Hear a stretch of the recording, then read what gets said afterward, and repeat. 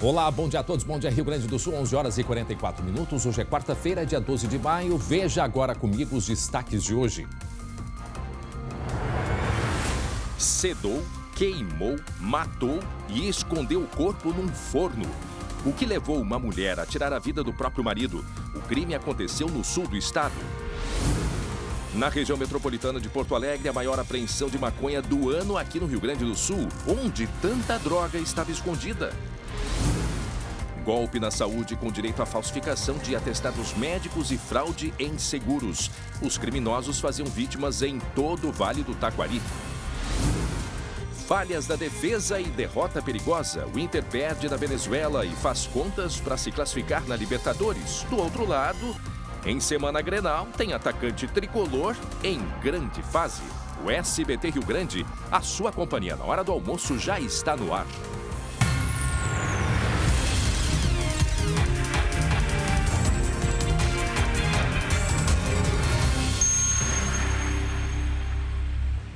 A imagem do dia. Coloca a foto da professora Ana Paula Fiuza, uma professora lá de Campo Bom, no Vale dos Sinos, comemorando a vacinação. Começou hoje, no município de Campo Bom, a vacinação de professores contra a Covid-19. E um detalhe importante, a FAMURS, que é a Federação dos Municípios aqui do estado, recomendou que todas as prefeituras adotem a mesma medida. Na reportagem, os detalhes. Primeiro foi São Leopoldo. O município vacinou até agora 67 professores com a chamada xepa, o restante das doses de cada embalagem. Depois, Esteio entrou na justiça. A alegação era que os grupos prioritários já tinham sido vacinados. Com isso, foi possível imunizar quase 1.000 professores e servidores dos setores público e privado com mais de 40 anos. Em Campo Bom, a prefeitura disse também que os grupos anteriores já foram vacinados. Por isso, hoje, 3 equipes de saúde começaram a percorrer as escolas. Os profissionais de ensino fundamental do município são os primeiros a receberem a vacina. O que as prof estão recebendo hoje aqui na escola? Elas vão tomar vacina hoje. Até sexta, os demais deverão ser beneficiados. Uma emoção imensa, né? De a gente enxergar a luz ali no fim do túnel e ver que aqui é o nosso lugar, aqui é o lugar das crianças e que a gente vai, no momento adequado, poder voltar à normalidade. Como a professora colocou, né, o lugar de professor e de aluno é na escola. Então eles voltaram, queriam voltar, mas nós queríamos muito também dar essa proteção o quanto antes, né? Porque é uma proteção além dos profissionais, é a proteção para a família, para os pais, para as crianças. O governo gaúcho busca garantias jurídicas em Brasília para imunizar os educadores de todo o estado. Uma parte das vacinas seria reservada para a imunização de professores. Nós vamos primeiro fazer essa análise, a Secretaria de Saúde está analisando junto com a nossa Procuradoria. Se tivermos segurança a partir dessas recentes decisões, vamos fazer a orientação.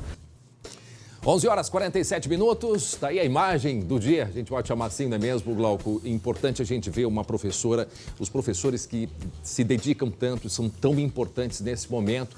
E tá aí esta professora Ana Paula Fiuza de Campo Bom sendo vacinada. Bom dia, Glauco Pazza. Bom dia, André. E bom destacar também que são 2 instâncias da Justiça que já permitiram a vacinação em profissionais da educação. Por isso, então, a decisão desses municípios aí que pode ser acompanhada agora por outros. Agora, Glauco, para as pessoas entenderem, afinal de contas, pode ou não pode vacinar professores? De uma maneira resumida, o que está acontecendo? O governo do estado está tendo todo o cuidado possível. Por quê? Porque, de acordo com o Plano Nacional de Imunização, elaborado pelo Ministério da Saúde, os professores não estariam agora, por esta ordem, sendo vacinados. Seria mais adiante. O que acontece? Muitos municípios alegam que já cumpriram com o calendário das comorbidades e agora já começam a vacinar, então, pela ordem seguinte, seria professores, motorista de ônibus e algumas outras categorias. Mas o prefeito de Esteio, o prefeito de São Leopoldo, tem mais um prefeito no norte do estado, mais um outro município, é São Leopoldo, Esteio e Campo Bom. São Leopoldo, Esteio, Campo Bom começaram a vacinação, Esteio com uma segurança jurídica. Mas este é o problema, os prefeitos e o próprio governador têm preocupação com a chamada improbidade administrativa. Então, por isso, esta questão da segurança jurídica, a garantia, né, da justiça, para que se não enfrente problema mais adiante. Mas nesses casos que a gente vê os professores sendo vacinados, começando pela educação infantil, como a gente pode ver em Campo Bom, a gente fica muito feliz e que essa vacina chegue o quanto antes, hein, Glauco? Para todo mundo, esse é o desejo. Agora, o Tribunal de Justiça, ele negou o pedido do Ministério Público de interromper essa vacinação para profissionais de educação.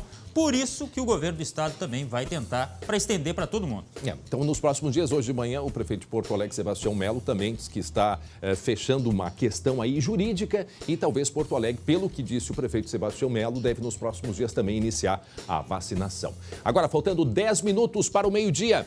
Daqui a pouco tem a volta do nosso quadro Partiu Cultura. Agora sob o comando da nossa colega, a Bruna Colossi, né, Bruna?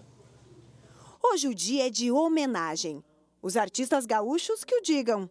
Tem live em memória ao produtor cultural Frotinha, que morreu após uma briga de trânsito em São Leopoldo. A gente não poderia ficar de fora. E é claro que já tem palhinha por aqui. Não quero mais saber de me incomodar. Sua ausência me dói, estando aqui neste bar. Só espero uma resposta, agora diga que sim. E nos mandamos pra Cidreira, eu sou parente do Cecim. Você é meu benzinho, eu sou teu benzão. Daqui a pouco, então, no Partiu Cultura com a Bruna Colossi. A Polícia Civil realizou agora de manhã, atenção, a maior apreensão de drogas do ano aqui no estado. E é incrível porque cada semana a gente vai, né, anunciando uma nova apreensão e a maior. Quase 1 tonelada. Lucas Abate, onde estavam todos esses entorpecentes escondidos, hein? Lucas, bom dia. Oi, André. Bom dia para ti e para todos que nos acompanham. Estava em um sítio de Taquara, bem perto do limite com Gravataí. Essa droga toda, André. Outro sítio, mais uma vez, uma apreensão, uma grande apreensão sendo realizada em sítio que pertence, que está ligado a uma facção criminosa. Olha a quantidade de droga, André, maconha, que era distribuída, dividida em 1.350 tijolos e totalizou aí um peso de 850 quilos. Toda essa droga, André, estava no cômodo de uma casa nesse sítio e nessa casa estavam 2 mulheres já com antecedentes criminais e também um homem paraguaio.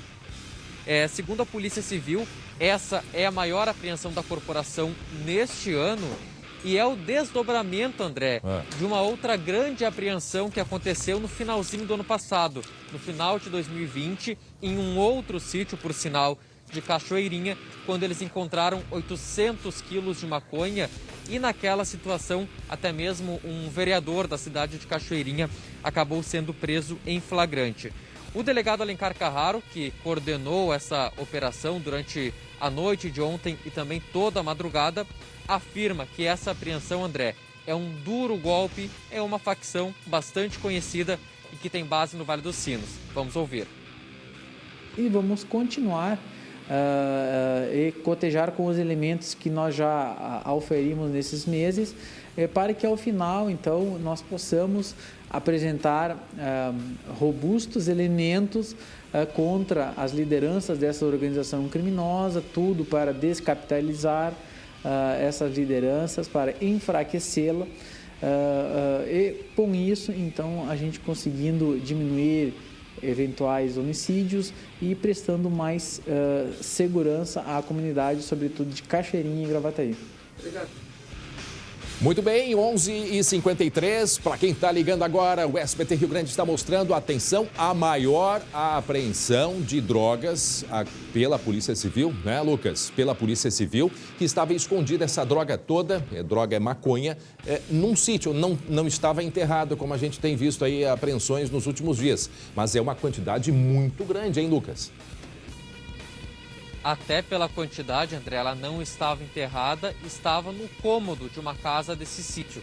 Nessa casa, André, havia 2 mulheres com antecedentes por organização criminosa e um homem também. Eles foram presos em flagrante, claro, por tráfico de drogas, mas a polícia quer saber agora quem era o dono da droga, quem era a liderança desse grupo criminoso, para chegar também na origem. Esse é o objetivo da investigação a partir de agora, que em outra fase, André, já apreendeu também outros 800 quilos de maconha. Agora quer ver um detalhe curioso, André? Tá vendo nessas imagens aí que tem pacotes roxos e pacotes amarelos. Isso. E até com um selo, hein? Não é mero acaso. Não é mero acaso, tá? Isso é para indicar a qualidade e também a pureza da droga. O pacote roxo, que é a maioria, indica uma droga mais pura, digamos assim, com uma qualidade maior. O pacote amarelo, segundo a investigação, é uma droga de qualidade inferior. E ainda teria, André, mas não foi apreendido no local, mas a investigação apurou que existiam os pacotes vermelhos, que seriam da qualidade, da pior qualidade, que era vendida por essa facção criminosa. Então era maconha de 3 tipos, da mais alta à mais baixa qualidade. E percebam, tá aí o Lucas chamando a atenção para a coloração. Pacote azul com melhor qualidade, o amarelo, né? Ô, André. Meio termo, e o pacote em vermelho, que não aparece aí, mas seria o de mais baixa qualidade ainda. Eu quero saber sobre a produção dessa droga, mas antes o Glauco tem uma pergunta, né, Glauco? Eu ia falar justamente sobre isso. Eu li teus pensamentos. Muito bom isso. É nosso entrosamento, né? Na verdade é o seguinte, é um depósito, né? Dá para concluir que é um depósito. Agora, duas mulheres presas, uma delas inclusive tentou fugir, a polícia pegou. E mais este homem, paraguaio. E aí vem a grande questão, né? Que a polícia pode chegar a essa conclusão rapidamente. Esse homem fazia parte da organização que trazia drogas do Paraguai, ele está aqui apenas morando, quer dizer, são conclusões que a investigação pode mostrar agora de onde vem essa droga, porque a gente sabe que muita coisa atravessa a fronteira, vem lá do Paraná, lá da região de Foz do Iguaçu, outras ali do Mato Grosso, enfim, e vem parar no Rio Grande do Sul. Agora é muita droga realmente, né? Não, e o valor é assustador, e por isso a gente compreende, né? Porque tem tanta produção e comercialização, pelo menos tentativas, né? E vimos essa apreensão, a maior apreensão, quase de 1 tonelada, valor de 3 milhões de reais. Nossa! Essa droga aí toda que nós estamos vendo, essa maconha, com selo ali de qualidade, até com os olhinhos ali na folha de maconha, valor de 3 milhões de reais. Agora, Lucas, da onde vinha esta droga? Era produzida por aqui? Ontem nós mostramos um laboratório de alta qualidade que produzia drogas aqui na região metropolitana. Glorinha, não foi? Glorinha, exatamente. Glorinha, né? Litoral? Glorinha. Em Glorinha. Produzido aqui. Essa droga e essa maconha apreendida, já se sabe de onde ela vinha? Provavelmente do Paraguai, André. Essa é uma rota que a polícia investiga de droga que entra através do Paraguai e é entregue para essa facção criminosa que tem base no Vale dos Sinos. Então a polícia tem essa suspeita forte. E outras suspeitas de que esse carregamento, André, era ainda maior. A polícia estima até que seja 4 vezes maior, que muitas vezes esse carregamento que vem do Paraguai ou vem de outros países chega, André, 4 vezes mais do que eles apreenderam. E quer saber o mais impressionante? É que essa droga seria distribuída principalmente em Cachoeirinha, Gravataí e também para a região da Serra Gaúcha. Ou seja, um grande carregamento que chega a cada 30, 40 dias mais ou menos e que serve para abastecer apenas essa região aqui da região metropolitana. Nossa. E também parte da Serra Gaúcha. Imagina, André, o público consumidor, porque só tem produção em tudo que é coisa, né? Se tem consumo. E essa apreensão aí é uma. A gente sabe que é pulverizada a questão da droga, né? Agora, quanta gente consumindo, e lembrando que tinha até um político envolvido na fase anterior dessa operação. Lá em dezembro, né? Isso, aqui na região metropolitana, Cachoeirinha. Isso. Quer dizer, é uns tentáculos que vão se espalhando, André. Muito bem, só que não para por aí, não parou por aí. Na verdade, em outra cidade, 3 traficantes, cocaína e 30 mil reais. Tá aí a Polícia Rodoviária Federal, mais uma apreensão, não é mesmo, Glauco? Onde foi? Num carro com placas de Torres, a Polícia Rodoviária Federal apreendeu 1 quilo de pasta base de cocaína e 30 mil reais na BR-285 em Passo Fundo. Os 3 traficantes foram presos. Agora presta atenção nas idades, André.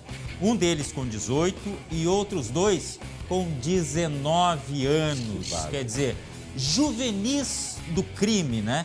Durante a abordagem, na noite de ontem, a polícia desconfiou dos ocupantes porque eles começaram a dar respostas que não tinham nada a ver com as perguntas. Aí resolveram, então, fazer as buscas no carro, né? Sim. Encontraram tudo escondido. Olha aí, painel, geralmente naqueles locais que a gente já mostrou aqui, né? Painel, revestimento do carro, eles usam tudo para esconder drogas. E nessa hora não adianta, ficam nervosos, já começa a mostrar, não saber explicar, e aí então eles quase que praticamente se entregaram. Na tela aí as duas apreensões que aconteceram aqui no Rio Grande do Sul. Do lado esquerdo, a maior apreensão de cocaína de maconha feita pela Polícia Civil, e à direita uma apreensão de cocaína, sim, dentro de um carro onde estavam 3 pessoas e 3 jovens, né, Glauco? 18 e 19 anos, né? Assim, ó, naquela idade que a gente pode fazer tanta coisa, né? Ah, que saudade, André, dos meus 18, 19. Mas eles usam pra... E aí estragou. Entrar no crime, né? Estraga a vida, né? Estraga a vida, porque com uma ficha dessas, vai fazer o quê? Lamentável. Gente, olha só. Preste atenção nessa história aqui. Preste atenção nessa história. Teve um crime terrível que aconteceu aqui no sul do estado. Uma mulher matou o marido, mas ela primeiro sedou, né? O corpo dele foi encontrado dentro de um forno de fumo, para secar fumo. Né? Daqui a pouco a gente vai trazer mais detalhes e informações para trazer os detalhes deste caso que impressiona a todos. Uma mulher que matou o marido, sedou, né? E colocou o corpo dele dentro de um forno. Em seguida a gente traz a reportagem, agora meio-dia em ponto, 14 graus é a temperatura nesse momento aqui em Porto Alegre. E olha só, teve um roubo frustrado. Isso aconteceu no noroeste do estado. O que foi que o ladrão tentou roubar, Glauco Paza? Mostra pra gente, Glauco. Em Santa Rosa isso aconteceu, né? E, olha, é difícil até de acreditar, mas nós vamos contar, vamos mostrar. Antes fosse comum essas trapalhadas. O fato é que uma assistência técnica dessas que consertam eletrônicos foi alvo de um rapaz na tarde desta segunda-feira, André. Como a gente acompanha, ele chega, faz aquele, né, teatrinho de praxe, como se fosse um cliente, mas na primeira oportunidade, pimba, dá de mão num smartphone que estava sobre o balcão. Na verdade, foi isso que ele pensou. Nós entramos em contato com o local, que disse que o tiro saiu pela culatra. Ele levou apenas a caixa, André, com os acessórios. O aparelho estava no mostruário. Então, esse aí não se deu bem. Agora, a ousadia dele, olha, não tem limites. Talvez ele continue, infelizmente, fazendo isso, né? É um mau exemplo que foi flagrado pelas câmeras, André. Tá aí na cara dele. Isso às 13h53, ou seja, quase 2 da tarde. Entra, disfarça, faz aquele teatro.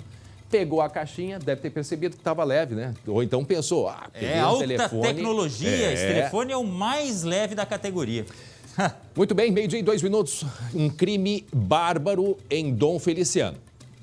Uma mulher, ela sedou, queimou e matou o próprio marido. O corpo foi encontrado, como eu disse há pouco, numa estufa de fumo. Sobre esse assunto, a gente vai conversar agora com a delegada Vivian Duarte. Delegada, a senhora me escuta bem? Boa tarde, obrigado por nos atender. Boa tarde, escuto bem, sim. Delegada, conta pra gente o que aconteceu. Esse casal já tinha algum histórico de desentendimentos? Explique, por favor. Então, assim, no dia 17 de fevereiro, houve o registro do desaparecimento dessa vítima, né? O registro foi feito pela própria companheira dele, né?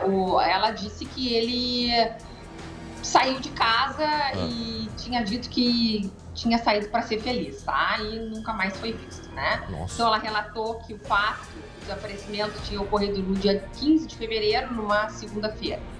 Registrou 2 dias depois. Aí nós passamos a investigar, né? Porque a gente tem vários registros de desaparecimento, mas esse, por si, parecia estranho, né? Passamos a investigar o fato, ouvimos várias testemunhas. Inclusive, no início da investigação, cogitamos que pudesse se tratar de um latrocínio, que foi relatado que ele tinha algum dinheiro com ele e tal, né? Uhum. Passamos a investigar e durante as investigações nós descobrimos que a companheira, no dia do desaparecimento, efetuou pesquisas sobre como matar uma pessoa com veneno, como matar uma pessoa rapidamente. Quem fez a pesquisa? Companheira. A companheira. Ela fez. Sim, o dia que ele desapareceu. Bom, a partir daí nós reunimos... e outro detalhe, o filho da vítima, o filho do casal, né? Logo depois do desaparecimento, pagou as contas do pai. Enfim, agiu como se soubesse que o pai estava morto. Então, a gente reuniu elementos e representamos ao Poder Judiciário pelas prisões temporárias da companheira e do filho da vítima, as quais foram deferidas e cumpridas, então, na data de ontem. E ontem, então, a companheira confessou que matou ele, né? Antes da polícia descobrir o local, porque vejam, para quem está chegando agora, 12:04, eu converso com a delegada Vivian Duarte sobre esta investigação de uma mulher que matou o marido e escondeu o corpo dentro de um forno. Esse é um forno, né? Uma técnica para secar a folha do fumo e por isso ele tem ali aquela porta de ferro e ela chegou a queimar o corpo ali dentro do forno, delegada? De acordo com ela, sim. O filho, ela assumiu o crime sozinha, disse que fez tudo sozinha. Ela alegou, né, que era agredida e ameaçada constantemente por ele, né, e que atualmente ele tinha ameaçado os filhos deles, né, e que isso ela não aceitava. E ela disse que deu o diazepam, que ele, então, puxou ele no momento de desespero, e levou, então, o corpo até a fornalha e, com a ajuda de uma tábua, colocou o corpo dentro do forno, que ele estava dormindo quando ela colocou ele lá dentro. E disse que a fornalha, então, ficou ligada por 3 dias, né? Que carbonizou totalmente o corpo dele. Meu Deus do céu. Olha, que coisa, hein? É chocante. 12:06, a gente vê a reação das pessoas, delegada. As pessoas ficam extremamente chocadas com isso. Para quem não acompanhou, a delegada está detalhando um crime que aconteceu em Dom Feliciano, o desaparecimento de um homem no dia 15 de fevereiro. 2 dias depois, a esposa dele fez o registro, né, na delegacia de polícia e a partir daí começou a investigação que tinha alguma característica, delegada, estranha. Tanto é que a senhora disse que como há muitos desaparecimentos aí na região, pelo que a senhora disse, mas este caso tinha algum detalhe que que lhe chamou a atenção, né? Sim, normalmente os desaparecimentos, poucos dias depois, né, tem o registro da localização da pessoa, né? Certo. O que acontece? Eles são a família, né? Não tem muitos recursos financeiros, né? Então disseram que ele saiu a pé e nunca mais apareceu, né? Como é que ele ia sobreviver, né? Sem dinheiro?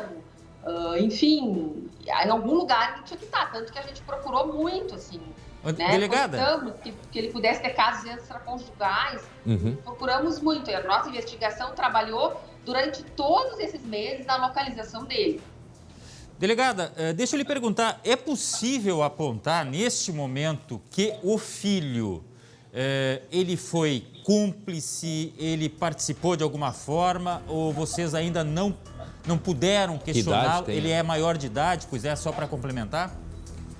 Sim, o filho é maior de idade, tem 20 anos. Até o momento, nós não temos elementos para apontar que ele foi partícipe no crime, tá? Nós vamos apurar a participação dele na ocultação do cadáver, porque ele disse que chegou em casa e foi até a fornalha, porque eles ficam alimentando o fogo ali, né? Que ele não pode apagar para poder secar o fumo.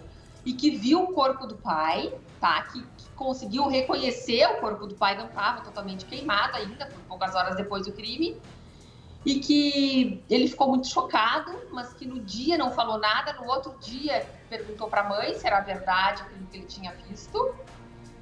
E que ele disse que não contou nada para a polícia porque apoiou a mãe porque a mãe era a única pessoa que eles tinham na vida, ele e a irmã, né? E que em razão das ameaças, das agressões que a mãe sofria, ele apoiou a mãe e não contou nada para a polícia. Delegada, agora só para a gente compreender um pouquinho mais. Como eu disse, as pessoas se chocam, a gente recebe diversas manifestações, um crime que aconteceu em Dom Feliciano. O desaparecimento foi dia 15 de fevereiro. Não sei qual é o dia certo que aconteceu, no caso, a morte dele. Em seguida, a delegada vai explicar. Dia 15 de fevereiro. Foi dia 15 de fevereiro. Dia 15 Sim. que ele foi queimado, ele foi sedado e aí foi colocado dentro do forno, é isso, delegado?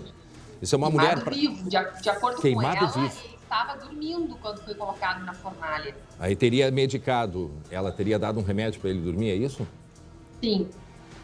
Então, para quem está acompanhando agora, o caso de uma mulher que lá no dia 15 de fevereiro sedou o marido, colocou dentro de um forno e queimou o corpo. E aí, a partir disso, começa a investigação da polícia, porque ele foi dado como desaparecido. Quando é que o filho... Quando é que o caso veio à tona, na verdade, delegada? Quando vocês desconfiaram ou ela procurou a polícia e disse que ela tinha cometido o crime? Como é que foi isso? Não, ela só confessou o crime ontem, depois de presa, né? Ela foi ouvida na delegacia, na presença do advogado dela, e confessou o crime e disse que fez tudo sozinha. Uhum. Agora, a senhora disse, delegada, que tinha várias linhas de investigação, né? Poderia ser um crime passional. A senhora acha que isso tem um percentual passional? Porque a senhora disse que ele... Não sei se a senhora está investigando, se ele mantinha outras relações. Tem algo? Será que desconfiava de algo sobre isso? Sim, ela descobriu que ele teve um relacionamento extraconjugal há pouco tempo antes de desaparecer. Isso foi relatado, inclusive, inicialmente lá na investigação, que nós estávamos só com o desaparecimento, a gente não sabia até então o que tinha acontecido com a vítima. Ela disse que sabia, sim, que ele tinha um caso extraconjugal. Ô, André, diga, Glauco. Só para terminar, eu sei que o momento não é oportuno, muita gente almoçando, mas eu tenho que fazer essa pergunta, jornalisticamente falando. Delegada, em termos de restos mortais, como é que vocês vão... É possível, através da perícia, comprovar que ele estava lá dentro? Como é que vocês vão fazer?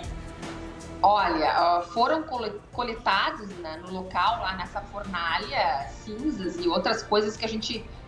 né, imagina que possam ser restos mortais. A gente não tem certeza se vai dar para identificar, porque eu acredito que aquilo funcione como uma espécie de crematório, porque se ele ficou 3 dias dentro daquele forno, agora a perícia que vai ter que nos responder essa pergunta.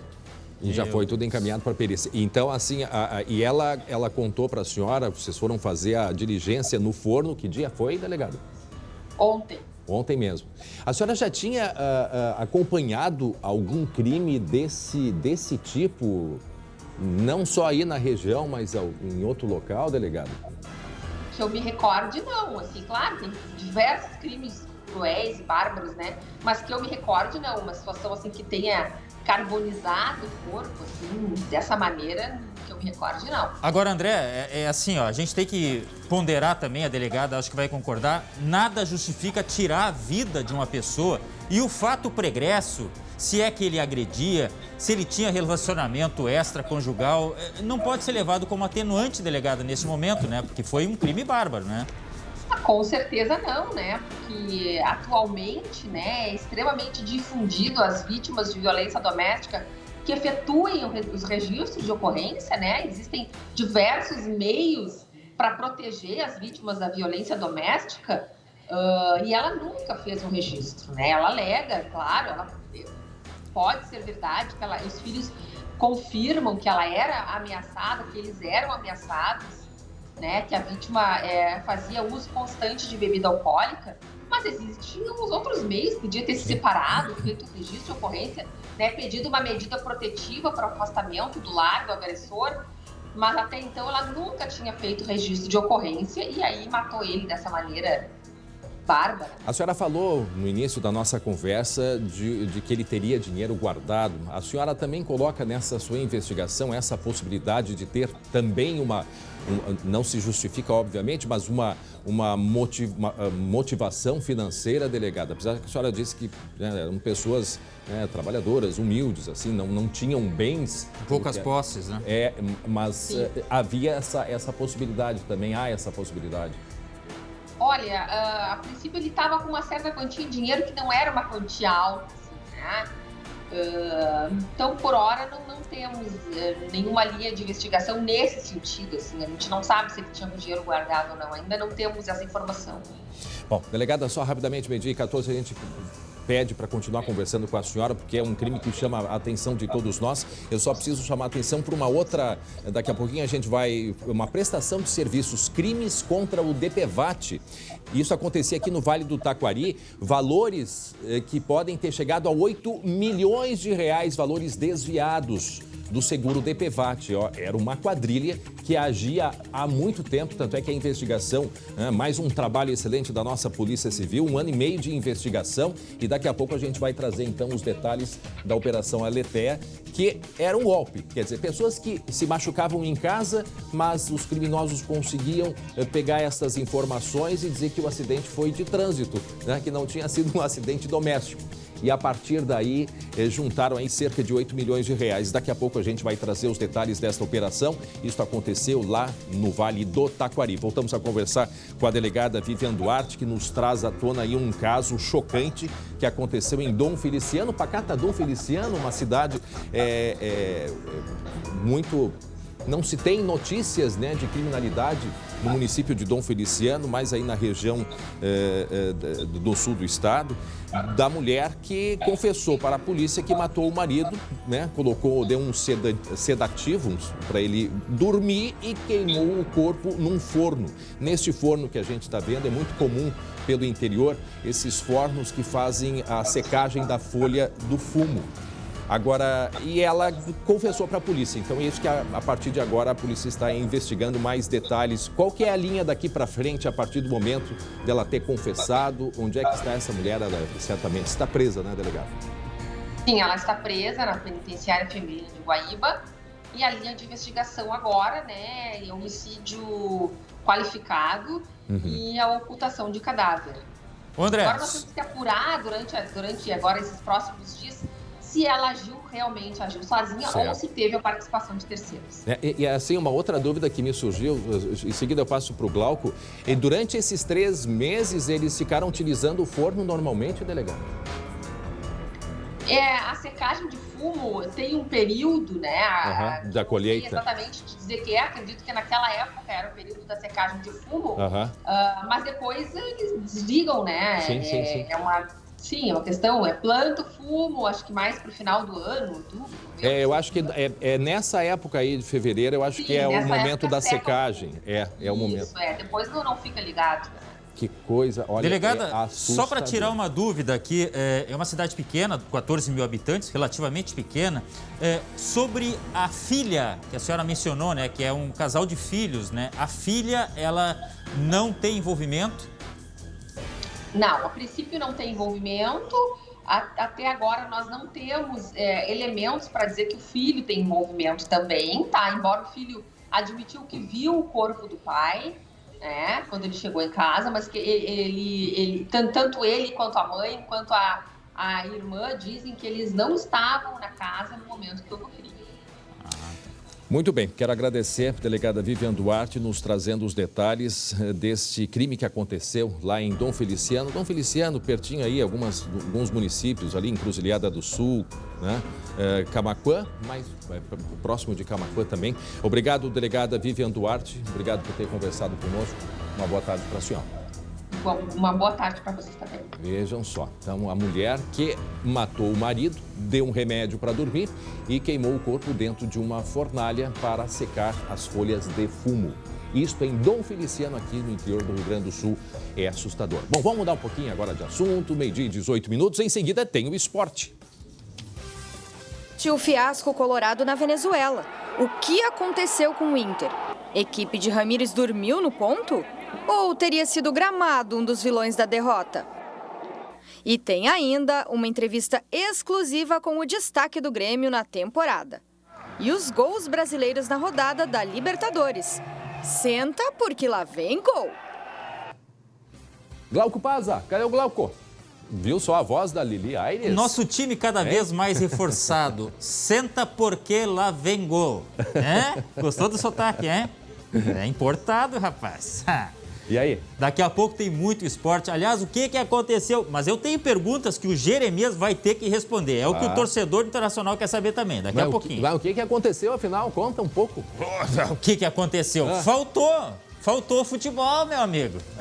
Mas isso acontece. É um time que está em formação. O problema foi quase que saiu um negócio aqui que não poderia ter saído, né? Foi atrapalhada, foi a pataquada, tem um monte de sinônimo aí, tá? E do lado gremista, tem jogador novo no Grêmio? Não, na verdade é candidato a ídolo. O cara que começou a jogar recentemente, depois de muitos pedidos, agora está fazendo o maior sucesso, tá?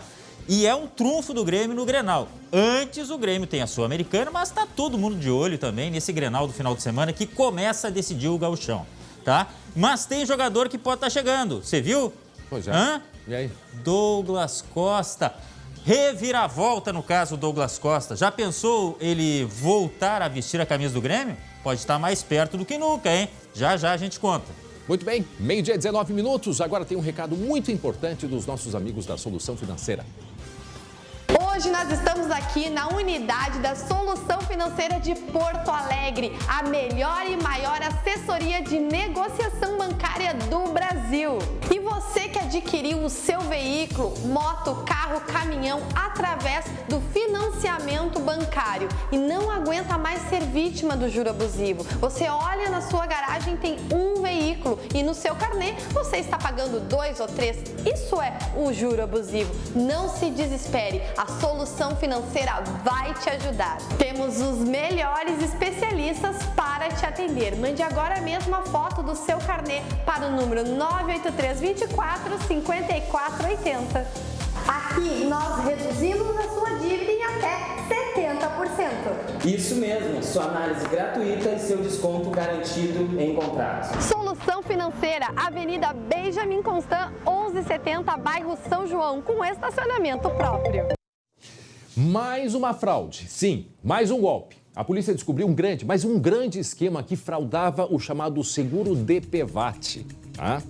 Os criminosos tinham até informantes, atenção, os criminosos tinham até informantes dentro dos hospitais, tá? Para saber quando uma vítima de acidente chegava até o hospital. Então vejam só o esquema que era muito bem organizado, muito bem montado. Bom, sobre isso, quem nos explica sobre esta fraude é o delegado Dinarte Marchal, que atende a região lá de Lajeado, no Vale do Taquari. Delegado Marchal, boa tarde, o senhor me escuta bem? Boa tarde, estou ouvindo muito bem. Delegado, um esquema que foi uma operação, né? Foi investigada aí há mais de um ano. Eu queria que o senhor explicasse como é que era o modo que essa quadrilha agia e quem ela prejudicava. Quais são as pessoas que tinham o nome usado por esta quadrilha, correto? Sim, essa quadrilha ela se especializou então em fraudar pedidos de encaminhamento do seguro do DPVAT. Eles tinham pessoas que informavam de dentro das unidades de saúde, como hospitais e unidades de pronto atendimento, informavam de pessoas que davam entrada ali com um acidente de trânsito, né? Acidente de veículo. E de posse dessas informações, um dos cooptadores das quadrilhas ia até dentro dos hospitais e lá então oferecia os serviços, né? E se prontificava a fazer o encaminhamento do seguro DPVAT para as vítimas. Posteriormente, a vítima da alta do hospital, a vítima entregava então os documentos para esses fraudadores, só que muitas vezes eram documentos que davam conta de lesões leves, lesões não graves. E os fraudadores então adulteravam esses documentos como prontuários médicos, laudos e exames para invalidez permanente ou lesão mais grave, majorando assim então o valor devido. Esse é um seguro, delegado, que ainda me parece pouco conhecido pelas pessoas. A quem de fato tem direito a esse seguro, na verdade, todas as pessoas que têm. Eu quero que o senhor me ajude aí. Motoristas, o próprio pedestre, ele pode, se envolvendo num acidente, né, o atropelado, ele pode solicitar esse seguro também, na verdade? Perfeitamente. Qualquer pessoa envolvida ou vítima de um acidente de trânsito, mesmo que não esteja na condução ou no interior do veículo, né? Foi atropelado, um pedestre, enfim, um ciclista, mas que teve um veículo envolvido, pode fazer o encaminhamento. Ele é um seguro social, de cunho social, desburocratizado, não é necessário intermediário para fazer esse encaminhamento, né? Só que essa quadrilha ia além disso. Em alguns casos, nós apuramos que pessoas que teriam sofrido um acidente doméstico ou acidente de trabalho faziam o pedido do seguro DPVAT. Obviamente que aí há a conivência da vítima, né, daquela pessoa que está encaminhando. Então, esse seguro não é devido. E os fraudadores, então, forjavam boletins de ocorrência e outros documentos para fazer esses pedidos de seguro. O saldo da operação, o que nós temos hoje? Apreensões, prisões? A ação de hoje, ela buscou angariar mais provas, né? Colher elementos de provas que venham a robustecer o lastro probatório que nós já temos e que embasaram os pedidos. Foram cumpridos 17 mandados de busca e apreensão, no qual se buscavam documentos, mídias, computadores, telefones e tudo aquilo que pode nos ajudar a comprovar a participação dessas pessoas. Houve um preso na operação, o qual estava em Estância Velha, um indivíduo que fazia essa cooptação das vítimas dentro dos hospitais. Ele estava na condição de foragido da justiça, então houve uma prisão. E nós temos agora um trabalho todo de análise dessa documentação e dessas mídias eletrônicas para buscar, então, a participação de todos os envolvidos, para que nós possamos, ao final do inquérito, ter certeza de um indiciamento e, ao final do processo, a certeza da condenação. Nós estamos conversando com o delegado Dinarte Marchal, delegado lá de Lajeado. Uma grande operação contra pessoas que fraudavam o seguro DPVAT. Pode chegar a 8 milhões de reais, né, delegado? Cerca de 8 milhões, pelo cálculo que a própria polícia faz? Perfeitamente. Essas quadrilhas, elas agiam aqui na região desde 2014. Nós apuramos aí, então, inquéritos de 2017 até a corrente data, e nós apuramos um valor aproximado de 8 milhões de recebimentos de seguro DPVAT, muitos deles fraudulentos, e nos chamou a atenção também nos cumprimentos de buscas hoje o patrimônio elevado desses fraudadores, casas que moravam em casas que chegam a quase R$1 milhão, né? E declaram um valor bem abaixo disso como ganho. Então, todo esse ganho ilícito aí é revertido em bens. Meu colega Glauco tem uma pergunta para o senhor, Glauco. Delegado, o senhor estava falando de prontuários, enfim, atestados, laudos. É possível afirmar que esses documentos eles eram totalmente fraudados, falsos, ou existia também conivência de pessoas que forneciam esses documentos e isso vai no emaranhado que atinge profissionais da saúde, por exemplo? As nossas investigações, elas desvelaram que em alguns procedimentos havia sim a participação de profissionais da saúde, emitindo laudos de pessoas que não teriam sido atendidas por eles, laudos atestando a invalidez de pessoas que não estavam inválidas. Então há sim a participação de agentes da saúde, de profissionais da saúde, tanto que a própria líder seguradora, que foi quem em muitos inquéritos nos abasteceu com informações e com notícia crime para que nós pudéssemos dar início ou então seguimento às investigações, eles nos informaram que atualmente eles possuem mais de 600 procedimentos disciplinares contra profissionais no Brasil todo. Então nós, infelizmente, temos que dizer que há profissionais envolvidos, assim como há muitos profissionais que são vítimas, que tiveram seus laudos, seus documentos originais alterados, né? Mas ninguém ainda preso, né, delegado? Não houve prisão, né? Okay. Até porque nesse atual momento de pandemia, as determinações para o Poder Judiciário são que se evite ao máximo e se reserve as prisões somente para aqueles crimes com violência ou grave ameaça. Né? Certo. Mas nós temos certeza que ao final do inquérito vai haver indiciamento e ao final do processo, após o término do processo, eles serão condenados e aí sim virá aí a responsabilização com o cárcere, né? Ou medida similar. Delegado Dinarte Marchal, delegado de Lajeado, muito obrigado pela atenção. Uma boa tarde para o senhor e bom trabalho. Uma boa tarde. Agora, Glauco, antes era a Líder que fazia o controle desses seguros DPVAT e desde o término, né, dessa concessão com a Líder é a Caixa Econômica Federal. Talvez a Caixa consiga, né? Porque há muitas fraudes, há muito tempo que se fala em fraudes nesse chamado seguro DPVAT, que a gente paga toda vez. É compulsório, né? Paga obrigatoriamente. Exatamente. Então, há muito tempo, desde quando se houve, né, fraudes no seguro DPVAT? Desde muito tempo. Quem sabe agora se cria um sistema que dê mais segurança, né? Agora, ter dentro do hospital pessoas indicando, isto é uma coisa assustadora. E mortes, muitas vezes, antes da família, já tem outras pessoas que ficam sabendo, que já vem com todo o serviço pronto para oferecer, inclusive, né, de encaminhamentos de aposentadoria e tudo mais. A coisa, acontece rapidinho e é isso que está sendo aí, fazendo parte também desta investigação. E 2 homens assaltaram uma loja de roupas, foi aqui na região metropolitana. Onde é que foi, Glauco? Bom, eu vou te contar a história e já eu te dou os detalhes. Olha só. Eles não estão nem aí, olha aí, tá? Como quem não quer nada. Tá chegando na loja por volta das 3 horas da tarde de segunda-feira, horário de grande movimento. Eles entram como se fossem clientes, tiram roupas do lugar e dão até uma geral na loja para ver quem estava no momento do crime. Nós entramos em contato com a proprietária dessa loja aí, que nos informou que no momento da ação havia 10 pessoas no estabelecimento, uma delas inclusive um bebê de colo. Mas esses rapazes aí, eles estavam a fim de furtar mesmo. E a proprietária não quis dizer qual o valor desse furto ao total, o tamanho do prejuízo, mas não deve ter sido pouco. Esses rapazes aí pegaram o que podiam e levaram para dentro do carro e foram embora.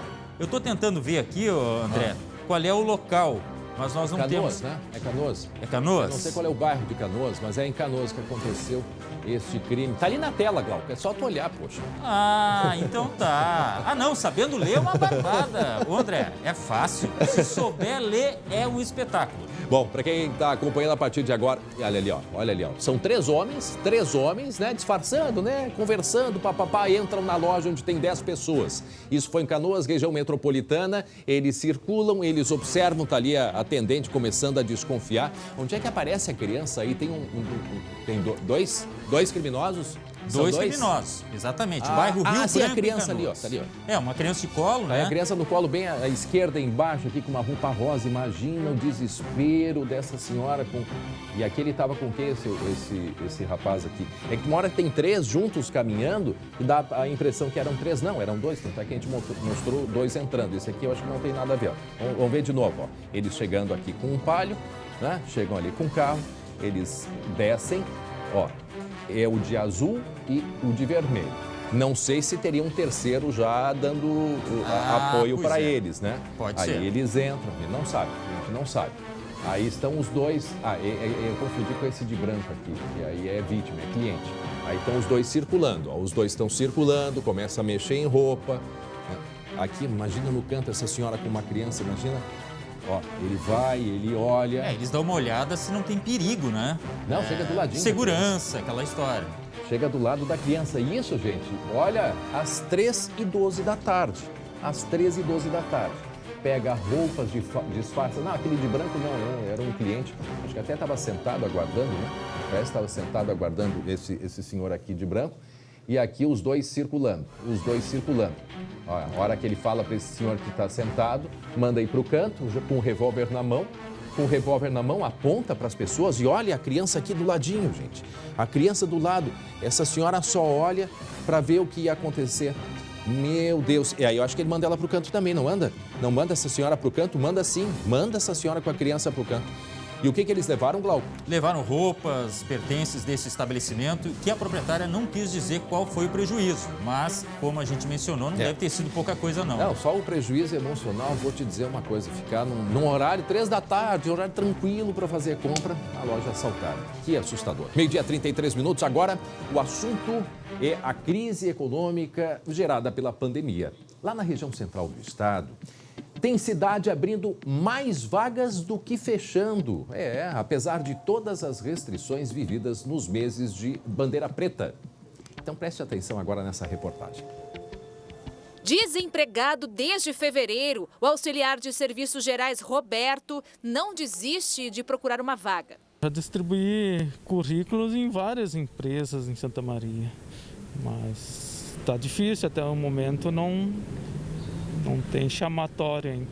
A esperança para quem está na situação do Roberto é que pelo 8º mês consecutivo em Santa Maria se contrata mais do que se demite. No mês de março, 2.294 novos trabalhadores foram admitidos. Outros 1.934 desligados, o que gera um saldo positivo de 360 postos de trabalho. A gente tem feito um gerenciamento de crise, prevendo os diferentes cenários, garantir que o consumo aconteça com segurança.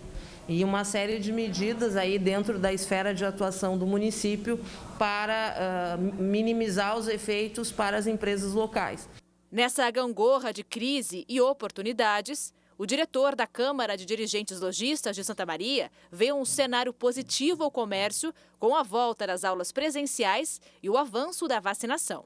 O foco é na qualificação, tanto da gestão quanto de quem oferta a sua mão de obra, para ingressar no mercado de trabalho novamente. Então, assim, a atenção máxima a isso, que nós estamos na iminência de a qualquer momento o consumo voltar à sua normalidade, Quem quiser se capacitar e tiver acesso a uma internet pode se qualificar. E o mercado aí tem oportunidades em diferentes áreas que hoje estão valorizadas até em função da pandemia. E que bom ver no município tão querido do Glauco Paz, a região de Santa Maria, Que fica na Grande Jaguari. Que fica, é verdade. Por que será, Glauco? É. Oferecendo vagas de emprego, de trabalho, e essa retomada que a gente espera que atinja quanto mais municípios, Glauco? Melhor, obviamente, depois de tudo que a gente passou nesses últimos tempos aí com a pandemia. E é a vacinação, não tem jeito, é só com a vacinação que a gente vai conseguir a volta da normalidade. 12h35, uma fábrica clandestina de placas. Sabia disso? Placas de carro. Qual que era o objetivo desses empresários do crime? Ele que vai explicar pra gente. Lucas Abate, isto em Alvorada, na região metropolitana. Tinha uma época que o roubo de carro, muitos dos carros roubados, eles saíam do país, eles eram levados para outros locais. E depois o crime foi se modificando, como a clonagem de veículos, não é mesmo, Lucas? Saía do país, saía do estado, André, e até mesmo ia para os desmanches. Só que o crime vai se adaptando, assim como a polícia, a segurança pública vai se adaptando também, vai mudando, vai apertando o cerco. Então, André, olha só a fábrica. Se não dissesse que era clandestina, dá até para pensar que é uma fábrica de fato dessas placas. Porque olha só o material que tinha lá. Tinha as placas sem nada escrito, a placa antiga, a placa do Mercosul, placa vermelha, que é aquela utilizada em veículos comerciais, como caminhões, por exemplo. Tinha tinta e tinha até mesmo, André, as formas. Olha só, com a letra, com a numeração, com a letra da placa antiga, com a letra da placa nova. Ou seja, André, um esquema completo com tudo que tinha direito para os criminosos fazerem a clonagem dessas placas. E até mesmo, André, isso é até mais raro de ser encontrado, tinha até mesmo equipamento para fazer a remarcação do chassi, que é aquele número que cada carro tem, fica diretamente na lataria mesmo, no chassi mesmo do veículo, para conseguir rastrear o veículo. E eles, André, conseguiam fazer até isso. Tudo isso eles faziam nessa fábrica de Alvorada. E era encomenda, Lucas? Como é que eles prestavam serviços, digamos assim, ou era já era associado ao grupo que roubava os veículos? Eles faziam a clonagem, André, de carros que eram roubados na região metropolitana, Porto Alegre e também outras cidades. A polícia não informou se eles prestavam serviços para todo mundo, se eram ligados diretamente a algum grupo, apenas que era aquele local onde eles faziam as placas e depois eram fornecidas. Por exemplo, André, vou dar um exemplo rápido. Roubavam um Gol ano 2010. Eles pegavam uma outra placa de um Gol 2010 que não era roubado e clonavam para colocar nesse veículo roubado. O delegado Rafael Lidic, que investigou, contou pra gente como é que eles encontraram o local. Vamos ouvir. exato momento em que essa mulher, que foi presa ontem, saía do local com uma motocicleta. As equipes abordaram ela e verificaram que ela possuía consigo, embaixo das vestes, escondidos 2 pares de placas adulteradas, clonadas. Então os policiais civis adentraram a residência dela e no segundo piso, para surpresa dos policiais, eles verificaram que se tratava de uma fábrica clandestina de confecção de placas, tarjetas, e também havia material para remarcação e adulteração de chassi e de motores. Bom, para quem está acompanhando agora, ligou a televisão agora com a gente, meio-dia 39 minutos, ou estava ali preparando a comida para o almoço, e disse, o que o André e o Glauco e o Lucas estão falando? A gente está falando de uma empresa, né? A empresa do crime. Uma empresa que foi descoberta em Alvorada, na região metropolitana, e especializada, e olha, especializada mesmo, porque a gente vê pelos equipamentos, não é qualquer um que não. Tu tem que ter algum conhecimento para fazer essa clonagem, porque não é só isso, não é só a placa, também tem a questão do documento, né? Depois o Lucas pode explicar pra gente, Glauco.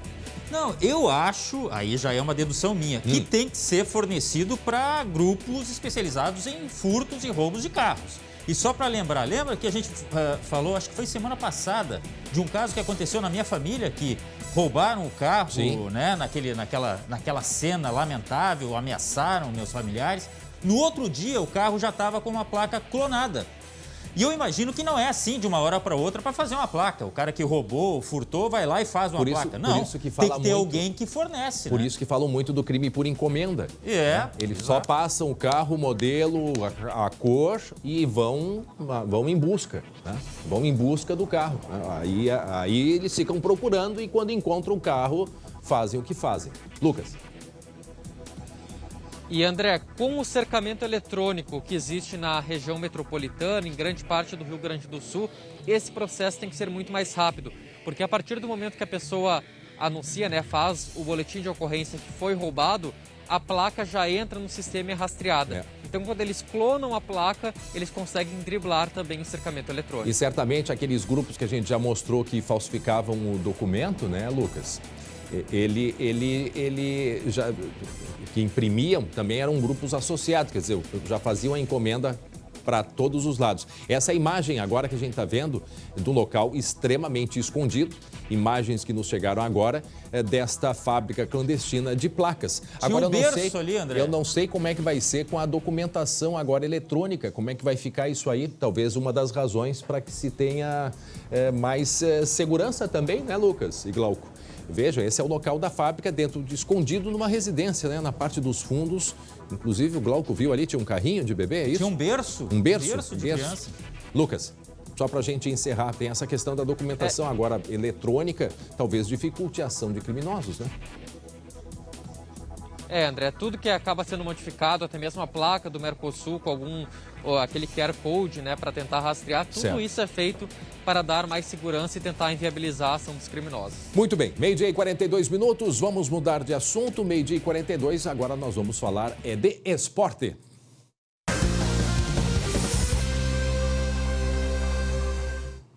O Inter perdeu na Venezuela e se complicou às vésperas do Grenal. Glauco Paza, cadê o Jeremias Werneck? Boa tarde, Jeremias Werneck. Nós falamos para Biscoito Zezé, carinho que vem de família. E aí, como é que fica agora? GG, boa tarde. Me diz uma coisa, eu vou te falar algumas palavras aqui, você escolhe uma. Trapalhada, pataquada, presepada, lambança. Qual é a ideal? Papelão. Papelão. Boa. Por que é papelão, Glauco? Não tem problema perder para um time da Venezuela, se esse time for organizado. O problema é que esse time que o Inter enfrentou lá, perdeu no Beira-Rio por 4-0. Goleado. E esse time saiu perdendo. O Inter criou chances. Então é um papelão o Inter ter a vantagem fora de casa, ceder o empate e tomar a virada do jeito que tomou. É isso que configura um papelão. Não é perder para o time da Venezuela, é a maneira como perdeu. Tá, mas aí eu te pergunto o seguinte, ó. Erro totalmente do Zé Gabriel, erro do Edenilson. Se explica essa derrota por erros individuais? Se fosse um erro individual, de um só, até falar. Mas tu citou aí o Zé Gabriel, citou o Edenilson, o Lomba, que cometeu o pênalti. Então, quando mais de um falha, não é individual, né? Perguntinha marota, GG. Qual é a diferença do Inter pro Glauco? Diferença do Inter pro Glauco? É. Ai, eu tenho até medo dessa resposta. Vai, manda. O Inter manda em casa. Porque fora de casa, meu amigo, tá ruim o negócio. E vamos ver, te convido aí, GG, acompanha como o Marcinho Black acompanhou esse jogo no Arquibancada Grenal. E aí, torcedor colorado, jogo importantíssimo, jogo chave, tá? Porque se nós vencermos e os bolivianos também tiverem um bom resultado, nós estaremos classificados para as oitavas de final da Copa Libertadores 2021.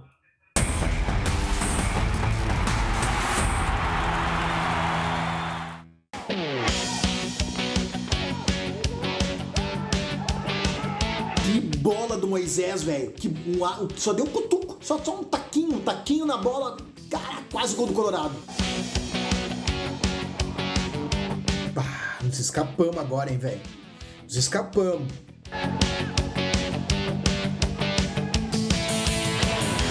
Nunca critiquei o Moisés. Ele cortou pra cá, cortou pra lá, velho.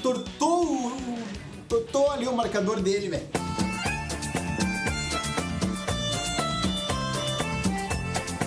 Vai ser no segundo tempo o gol do Colorado. Vai ser no segundo tempo. Pênalti no Cuesta, meu zagueiro, meu volante, meu meio armador é o Cuesta.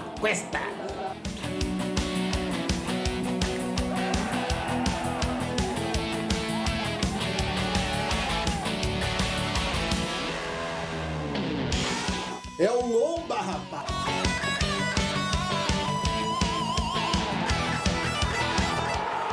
O Zé Gabriel tabelou com o cara ali, velho. Tabelou com o cara e o Tátila empatou. Vamos lá.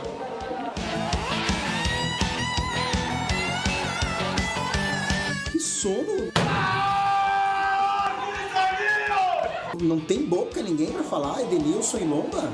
Ninguém conversa. Aí, Ed. É agora. Vai empatar pelo menos isso aí. Vai empatar. Tô de joelho. Fiasco. Que defesa do goleiro, velho! Cuesta, meu volante. Volante, armador, é tudo Cuesta. Pois é, rapaziada, não fizemos uma grande partida. Infelizmente o Internacional foi derrotado. O Inter, que dentro do Beira-Rio é o leão. É, mas fora do Beira-Rio é um gatinho.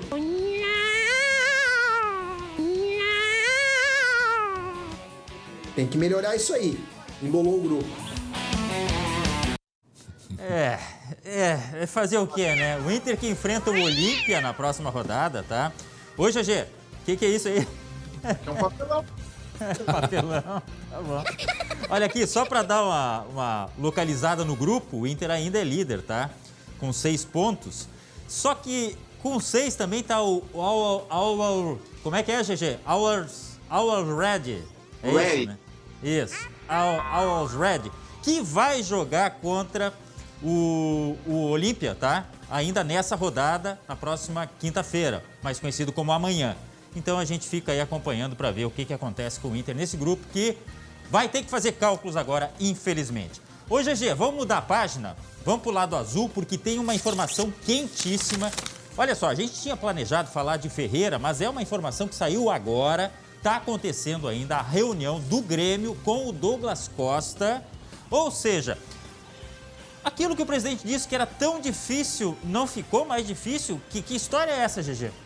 Ai, Glauco, já terminou a reunião, tá? Eu estava aqui vendo e já terminou a reunião. E o Grêmio admite, inclusive publicamente, que a reunião ela fez com que as partes se acertassem no salário. O Douglas Costa baixou um pouco a pedida dele, o Grêmio aumentou um pouquinho a oferta e tem um acordo. O que falta? Falta o documento oficial da Juventus para o Douglas poder assinar com o Grêmio. A Juventus já não conta com o Douglas lá, ele está fora dos planos. Mas o Grêmio quer um papel timbrado para que ele venha para cá. Como é que o Grêmio vai pagar para o Douglas Costa, que ganhava um caminhão de dinheiro lá? O Grêmio vai pagar um valor fixo, um valor adicional se ele for campeão, fizer gols e tal, e vai também dar uma parcela de um novo plano de sócios que o Grêmio vai anunciar nas próximas semanas. O Douglas chegou no Brasil e foi direto se reunir com os dirigentes do Grêmio. Os dirigentes foram convidados para ir para a casa do Douglas. Essa foto que viralizou é na casa do Douglas. Que casão, hein? Casa do nível Glauco Pazza de vida, né? Nem tanto. Mas é um ganha-ganha, então, né? Mas assim, o Grêmio está atento principalmente à situação da Juventus. Dizer que vai liberar uma coisa. Então o Grêmio está esperando esse documento vir para assinar e o Douglas Costa voltar depois de 11 anos para o tricolor, Glauco. Eu tô falando do ganha-ganha, por quê? Porque o Grêmio também acho que vai investir na imagem do Douglas Costa, campanha de marketing, de sócios, enfim. Seria um combo ali para poder pagar esse caminhão de dinheiro, entre aspas, né? Porque é um grande jogador. Agora eu fico olhando isso aí, Douglas Costa no Grêmio, Tyson no Inter, a gente voltou a 2000 e quanto? 2010? É isso, né? 2009, né? 2009. 2009, Pois é, que coisa curiosa, né? Bom, GG, acompanhamos então o desenrolar dessa história. Eu te convido aí também agora para a gente ver os gols dos brasileiros na Libertadores, já que o Inter fracassou. Tá aí o Palmeiras, ganhou de 1-0 do Del Valle. Luiz Adriano, gaúcho Luiz Adriano sofreu o pênalti e o Rafael Veiga foi lá e fez o gol da vitória sobre o Del Valle. O que achou, GG? Eu acho ótimo. Quando o Palmeiras ganha, eu acho ótimo. É um puxa-saco do chefe, meu Deus do céu. Vamos agora de que, Lili, que é a nossa comandante mestre aí? Santos ou não? Santos. O Santos deu uma respirada legal. Fernando Diniz estreou com vitória, 1-0 no Boca Juniors. Um golaço do Felipe Jonathan, GG. Mas assim, o Santos não fez nada. Alô? Tá com um probleminha, né, GG? Eu acho que é fome. Tá roncando a barriga. Estão me ouvindo agora aí? Agora sim. É a tapioca. A tapioca, ele fica lidando com a tapioca pra lá e pra cá e aí atrapalha tudo. Agora estamos ouvindo. Não, e o Santos teve um pênalti que não foi dado, né? Um pênalti absurdo. Escandaloso, né? Escandaloso. É verdade. Vamos de Flamengo, porque afinal de contas, o La Calera, União La Calera, lá no Chile, no gramado sintético, fez 2-0 no Flamengo. Isso mesmo, 2-0. Mas os cariocas foram lá e buscaram o empate, um gol de pênalti e o segundo do Arão, que tinha feito contra e depois foi lá e se recuperou e nesta cabeçada fechou o placar 2-2. Portanto, resultados bons para os brasileiros, tirando aquele que a gente já falou aqui, né? Que fazer o quê? Atrapalhada, pataquada, presepada, tanta coisa que dá para dizer, mas o papelão acho que ficou de bom tamanho. O GG, agora na quinta tem Grêmio e Aragua, né? Que é o time da Corsã, como eu brinquei na outra. Não? Não, quinta agora é Grêmio e Lanús, né? Desculpa, Grêmio e Lanús, exatamente. Desculpa que aí. papelão. Que papelão. O tio às vezes se perde um pouco, tá? Mas é o cansaço. Vamos lá, então. E depois tem Grenal, tá bom? Seu Jeremias seu André Rato. Eu tava olhando agora aqui, Tchau, Jeremias. Tchau. Tava olhando o Glauco e tu, estamos praticamente de uniforme, né? Hein? Praticamente de uniforme. Tá legal. Olha só, atenção, depois do intervalo. Uma pessoa foi encontrada morta agora há pouquinho, isso Agora há pouco. Agora há pouco, em Zona Nobre, uma zona nobre aqui de Porto Alegre. Em seguida a gente vai saber os detalhes, porque o corpo estava no meio do mato, inclusive. Já trazemos as informações. E a nossa homenagem ao Frotinha, produtor cultural. Hoje, reestreia do quadro Partiu Cultura com a Bruna Colossi. E vai ter uma homenagem, uma ajuda aí para a família do Frotinha. Em seguida a gente traz os detalhes, é rápido o intervalo, a gente já volta.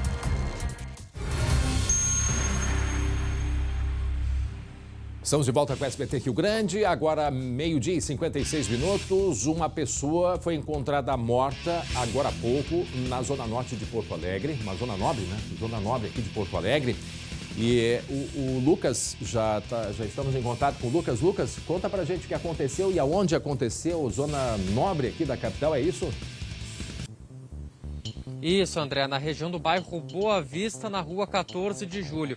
Olha só, André, tudo isso aconteceu ontem à noite, tá? Começou essa situação ontem à noite e teve desdobramento até hoje pela manhã.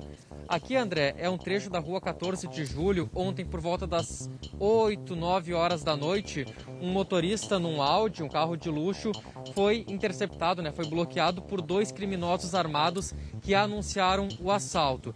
André, esses criminosos não sabiam que o motorista estava armado, tinha uma arma inclusive legalizada, e esse homem reagiu ao assalto e disparou contra eles. Aí, André, um dos criminosos desceu para aquele sentido onde tem algumas pessoas para baixo e, segundo até testemunhas, possivelmente também foi baleado porque deixou um rastro de sangue. E o outro, André, fugiu para o outro lado. O Garavelo vai mostrar aqui para a gente, vai virar a câmera. Fugiu para o outro lado em direção a que seria a região ali do Country Club, da região da Marechal André. Fugiu uns 100 metros para lá. E lá, André, caiu morto e foi encontrado hoje pela manhã. O que aconteceu logo depois desse tiroteio? O motorista não sabia se tinha acertado eles ou não, chamou a polícia, foi até a delegacia, registrou a ocorrência, entregou inclusive a arma que ele utilizou para realizar os disparos e foi liberado. Agora a polícia quer saber quem era o criminoso que foi morto, suspeito que foi morto, que ainda não foi identificado, estava sem nenhum tipo de documento, e também tentar localizar o outro envolvido nesse assalto. É uma região, André, com diversas câmeras, com uma circulação muito grande, inclusive a polícia já veio até o local para tentar obter essas imagens de câmeras de segurança. É uma região também que, apesar de ser nobre, uma região classe alta, tem muitos roubos de veículos, principalmente desses veículos de luxo. Tá certo. Obrigado pelas informações. Tá aí ele, Lucas Abate. Muito bem, gente, 12h59. Agora nós temos a estreia de uma colega muito querida de todos nós, a Bruna Colossi, que traz música e solidariedade pra gente no Partiu Cultura. Oi, gente! Olha só quem também vai fazer companhia para vocês aqui no jornal. Uma vez por semana eu vou trazer um pouquinho de arte, teatro e música para vocês. E nessa semana que foi tão difícil, né? A gente tá merecendo, precisando respirar um pouquinho. Então vamos todos juntos? Partiu Cultura?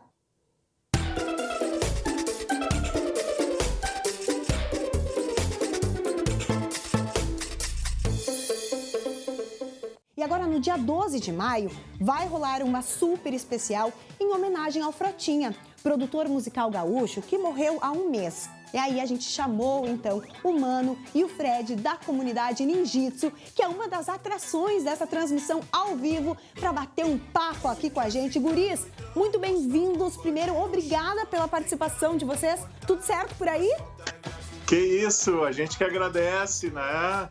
A gente está contando as horas aí para todo mundo se vacinar e para a gente poder se abraçar, aglomerar, fazer festa. E vamos homenagear um irmão nosso que se foi aí numa estupidez, numa tragédia, aí, em momentos tão difíceis, né? Frota, eu sempre digo que era um cara tão querido, um cara tão do bem, assim, trabalhou com tanta gente. Então a gente está aí criando esse mutirão aí para ajudar mesmo, e parabéns a todos os artistas que estão envolvidos nisso. Eu já vou agradecendo a participação de vocês, dizendo que sim, estaremos ligados nessa live. Um abraço para toda a galera do SBT aí, sempre nos tratou super bem, desde a época do Granalizando, grande presença. Tamo junto, SBT! Uhul! Olha aqui, minha princesa, eu gosto muito de você, sou um músico famoso da nossa MPB, quero te fazer carinho em anúncios de TV, sou igual a Bob Marley, uma botada e um bebê, não acho esquisito te fazer essa proposta, até porque viver sozinho sempre foi uma bosta. Deu para matar a saudade da comunidade Ninjitsu e agora tem mais convidados especiais. Na verdade, é uma banda que a gente adora e o vocalista está aqui com a gente. Chega mais, Rafa Machado. Tudo bem, Rafa? Oi, Bruna, tudo bem? Tudo certo, estamos com saudade da galera do SBT. Coisa boa, então, te receber por aqui pra gente poder bater um papo, né? A gente quer saber como é que tá sendo primeiro esse período aí que nós sabemos que é complicado pra todo mundo. Tivemos que convergir totalmente aí pra parte da internet, online, né? Vamos dizer assim, pras lives. A gente acabou de subir um álbum também nas plataformas, né? Dessa primeira live que a gente fez, que se chama live Todos Somos Um, né? Inclusive, falando nisso, né, Rafa, agora dia 12 tem essa live em homenagem ao Frotinha que vocês vão participar. Eu queria entender qual era a tua reação, qual era a tua relação, né, com esse produtor musical tão querido aqui do nosso estado. Eu era bem admirador do trabalho dele como Rei Momo e depois acompanhei toda a trajetória profissional dele como produtor, como segurança. Sempre fui um grande fã dele, da pessoa que ele era, assim. Então, acho que nessa live a gente quer celebrar isso. Uma pessoa que era muito querida por todos, sempre alegre. E agora vai participar dessa homenagem. Por isso, Rafa, qual é uma música, por exemplo, que tu poderia antecipar pra gente que vai estar presente nessa live especial e que tu pode cantar pra nós agora? Uma música que eu sei, porque ele me falava que gostava muito, que é o grande hit da Shima Verso 6.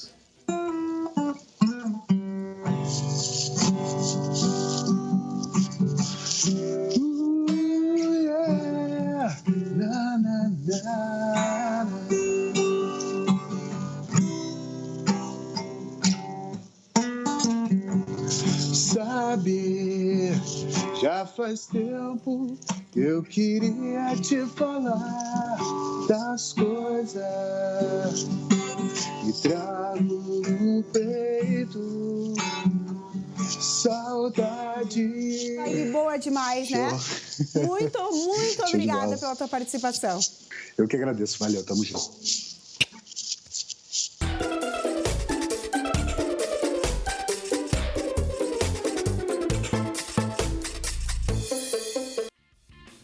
Beijo pela estreia aqui com a gente no Partiu Cultura da nossa colega Bruna Colossi. Lá no Facebook também tem todas as informações dessa transmissão da live. Eu vejo esses nossos músicos gaúchos, né? A gente que já tem uma idade, né, o Glauco? Eu vejo o chimarruts. Como assim a gente? Pá, tá bom, pronto. Tá, isso. Eu vejo o Rafa, quando eles começaram, né, o chimarruts, e vejo a qualidade da nossa área cultural. E eu chego aonde eu quero chegar no Frotinha. O Frotinha que, infelizmente, né, partiu há cerca de um mês numa discussão estúpida de trânsito, uma coisa absurda. Inclusive está preso, né, o motorista do caminhão que atropelou né? ele, enfim. O Frotinha que deixa aí muitas, foi Rei Momo, né? Se cuidou bastante. E olha bastante, a quantidade de amizades do Frotinha. É isso que a gente tem que cultivar na vida, né, André? Que belo exemplo, né? Verdade. E ele que já tinha uma dificuldade por causa da diabetes, estava se cuidando, estava indo para uma nova história de vida. Foi Rei Momo de Porto Alegre, produtor cultural e estava lá batalhando, né? Dirigindo como motorista de aplicativo e aconteceu o que aconteceu. Então, detalhes sobre essa transmissão, essa live lá no nosso Facebook do SBT. Agora, essa semana, né, é a chamada Semana da Enfermagem. Hoje é o Dia Mundial da Enfermagem, aliás.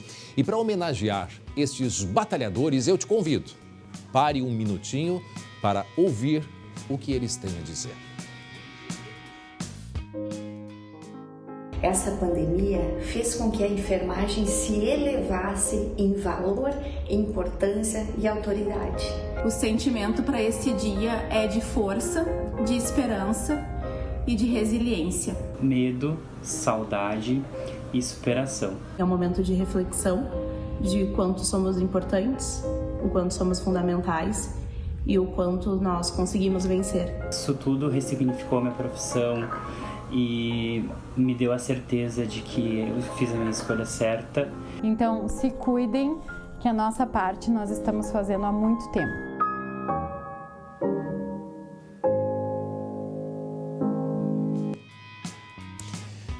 Olha, que categoria, né? Entre São tantas... anjos. São anjos. Estão ali, são as pessoas que estão próximas, como sempre dissemos na Covid, né? É uma doença que ela é muito solitária. E estas pessoas, esses enfermeiros estão do lado, né, de muitos pacientes. Então, a todos os enfermeiros, nesse Dia da Enfermagem, um abraço muito especial. Nosso reconhecimento dessas pessoas que são tão, né, batalhadoras e tão importantes para todos nós, Glauco.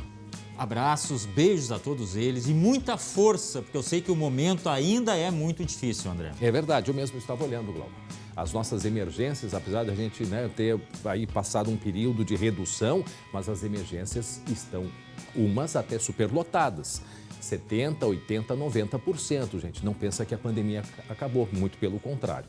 Então, aos profissionais da enfermagem, um beijo no coração. Nós ficamos por aqui, 19h20, segunda edição com a Lu Coleman. Amanhã, a partir das 11h30 da manhã. Obrigado pela audiência, pela companhia, não é mesmo, Glauco? Isso mesmo. Beijão. E amanhã o senhor está aqui apresentando, tá certo? Combinado? Uma boa tarde a todos.